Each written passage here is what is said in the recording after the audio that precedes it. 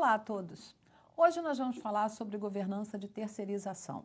A gente vai pensar, vamos fazer uma reflexão, que as organizações atualmente elas têm enfrentado um grande desafio, que é o entendimento das suas expectativas nos relacionamentos que elas têm com as empresas terceirizadas, com as empresas sobre a ótica da contratante e sobre a ótica da contratada. Porque atualmente as empresas perceberam que tem muitas atividades que necessariamente elas não precisam fazer dentro da sua área de negócio. Ela poderia estar terceirizando, elas podem terceirizar, elas podem delegar isso para que outras empresas executem esse trabalho, deixando que os especialistas dessas organizações atuem realmente dentro das áreas de negócio para que foram contratados.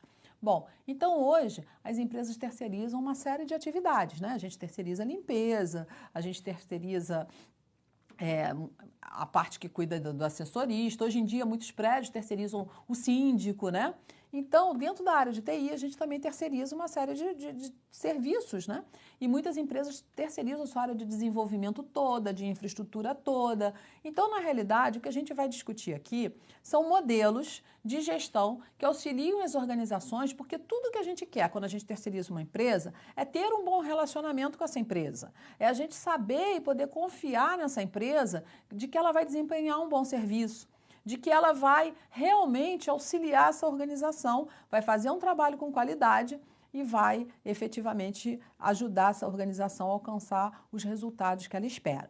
Então, a nossa discussão aqui é em cima de uma ferramenta que possa nos ajudar. E nesse contexto, então, foram criados dois modelos, que a gente chama de ESCM, que é um modelo de capacidade de terceirização, que foi desenvolvido com a ideia de auxiliar as organizações nesse papel e nessa atividade, tá? Então, a gente vai ver, nesse vídeo aqui, a gente vai falar sobre o modelo que foi desenvolvido de gestão para empresas clientes e no nosso próximo vídeo a gente vai falar sobre o modelo para fornecedor. Então, a gente tem dois olhares desse modelo e desse framework, Então, a gente vai ver um modelo de recurso de e-source para provedor de serviço, que a gente chama assim, Então, ele é destinado para a organização que presta o serviço, e a gente tem um outro modelo, que é o modelo de recurso de e-source para organizações de clientes, para as organizações que contratam. Então, qual é a diferença entre uma visão? A visão de cliente eu vou ter um olhar enquanto cliente, o que eu vou exigir daquela empresa. E no modelo de provedores de serviço, ele foi criado com o objetivo de complementar os modelos de qualidade que já existem, obviamente, porque todo modelo de qualidade a gente já exige dessas empresas, Uma série de outros modelos, mas a ideia desse modelo é auxiliar as organizações de terceirização a gerenciar e reduzir os riscos, e melhorar suas capacidades no ciclo de vida do fornecimento dessas empresas.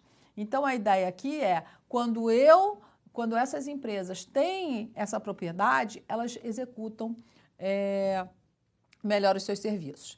Na realidade, eu falei para vocês que esse vídeo é do cliente. Não, a gente vai falar do provedor de serviço, ok? Então, a ideia aqui é que a gente compreenda, então, essa necessidade. Bom, então, o modelo, ele apresenta para a gente 84 práticas, gente, veja isso. Então, a gente não vai falar sobre essas práticas aqui, a gente não tem nem essa proposta. A ideia é fazer vocês perceberem todos esses modelos e que a gente compreenda, então, essa necessidade da terceirização e a gente percebe, então, que eu preciso de algum método para me ajudar. Preciso de algum método para ajudar esses fornecedores a se melhorarem, porque o negócio deles mas eles também têm que ter uma forma sistêmica disso e a gente também tem que ter uma forma sistêmica de compreender isso, de avaliar isso. Então, na verdade, o modelo ele apresenta as 84 práticas divididas em 3 dimensões. Quais são essas dimensões? É o nível de capacidade dessa organização, o nível de maturidade e o ciclo de vida, Na verdade, é um nível de capacidade e área de capacidade e vai trazer para a gente também, o ciclo de vida de fornecimento dele, para que a gente possa compreender melhor e entender que empresa é essa. Então, a gente vai ver que o modelo do provedor, que o framework, ele vai apresentar para a gente 10 áreas de capacidade, que vai trazer para a gente um monte de práticas que pode auxiliar no gerenciamento. Então, essas 10 áreas, ela vai falar sobre a gestão de conhecimento, como que essa empresa aplica a gestão de conhecimento dentro dessa organização. Isso quer dizer o seguinte, ela capacita os seus funcionários, né? Funcionários esses que eu estou falando são aquelas pessoas que ela coloca lá no cliente. Então, ela tem um planejamento de capacitação para essas pessoas. Como é que ela faz a gestão de pessoas, né? Como que ela mede o desempenho? Né? O desempenho da empresa e o desempenho das pessoas e do serviço. Né? A questão de gestão de relacionamento. Como é que ela trata o relacionamento com os clientes, quem contrata, né? Contratante e contratada. O gerenciamento da tecnologia, né? Como isso é pensado dentro dessa organização. O gerenciamento de ameaças. Como é que, sei lá, que ela trata isso? Então, o modelo ele faz uma discussão em cima de cada uma dessas áreas de capacidade. Transferência de serviço. Quando encerra um contrato e começa outro contrato, como é que essa empresa consegue lidar com isso? Como é que ela faz o processo de contratação dela? Ela vai ali na esquina buscar qualquer um? Ou ela faz um processo realmente bacana? Enfim, como é que ela faz isso? Então, é importante a gente saber, né? O design e a implantação de serviços. Veja, a gente está falando de empresas, no nosso caso aqui, empresa de TI, né? E a prestação do serviço. Então, existe uma discussão em cima do modelo de quais seriam as capacidades da organização para que ela possa fazer esse serviço com qualidade. O modelo, então, apresenta um modelo de maturidade para que a organização possa saber, né, e o próprio cliente que está contratando, como é que essa empresa está. Então, esse modelo, ele vai de 1 a 5, porque ele foi baseado no modelo de maturidade do CMM, né? Um monte de gente copiou a ideia do CMM e apresenta um modelo de capacidade de maturidade, que é bem bacana, né? Então, ela vai apresentar para a gente, dentro dessa prática, ela vai mostrar o seguinte, a empresa, ela pode se olhar e ela vai saber em que nível de maturidade que ela está. Então, por exemplo, se ela estiver no nível 1, isso vai indicar que a organização está fornecendo um serviço. Ponto. Se ela estiver no nível 2, isso indica que a organização tem procedimentos em vigor para permitir que ela atenda consistentemente aos requisitos de seu cliente. Então, ela não fornece um serviço a bangu, aleatoriamente, sem pé nem cabeça. Né? Quando ela está no nível 2, ela já tem uma série de procedimentos para que ela apresente e oferte melhor esse tipo de serviço. Quando ela está no nível 3, indica que uma organização é capaz de gerenciar seu desempenho de forma consistente em todos os seus compromissos. Então, assim, ela já tem outro tipo de método, né? E assim vai, gente. E aí, a gente tem que ver também, eu não vou falar todos os níveis de capacidade, só por causa do nosso tempo, vocês vão poder ver na nossa aula que está tudo detalhado lá.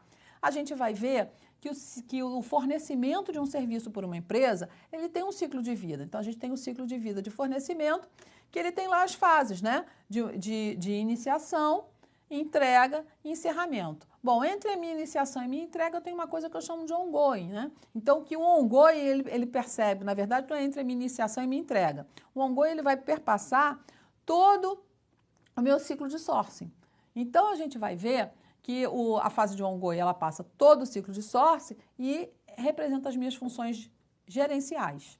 Na minha fase de iniciação, eu vou falar rapidamente aqui, mas vocês lá na nossa aula, isso está detalhado, tranquilamente, vocês podem olhar lá, tá? Então, na nossa fase de iniciação, a gente vai entender os requisitos do cliente, a gente vai analisar a capacidade da organização no atendimento desses requisitos, a gente vai discutir junto com o cliente as premissas de trabalho, vai estabelecer um acordo formal. Então, a gente vai fazer toda uma preparação para a gente iniciar o trabalho com essa organização. Então, a empresa que vai prestar o serviço, ela tem que ter esse cuidado, né? Na fase de entrega, a empresa vai fazer o planejamento e controle da entrega dos serviços, conforme o acordado com o cliente, obviamente, e vai ter que, em alguns casos, se preocupar em treinar o cliente naquele serviço que ela está ofertando, gerenciar os aspectos financeiros dos serviços entregues para o serviço não sair fora do escopo do que foi acordado, fazer a gestão de mudança de incidente e a fase de encerramento. Então, ela vai ter que ter percepções, porque caso a gente mude de contrato, ela também tem um papel fundamental ali. Ela tem que ajudar essa empresa a fazer essa transferência de tecnologia, essa transferência de conhecimento, de serviço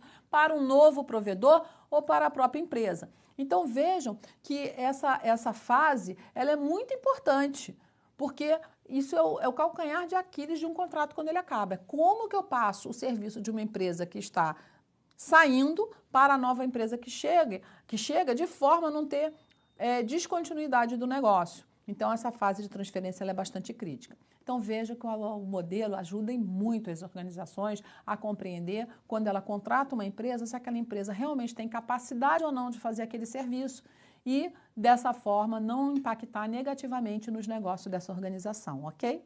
Muito obrigada a todos e até o nosso próximo encontro.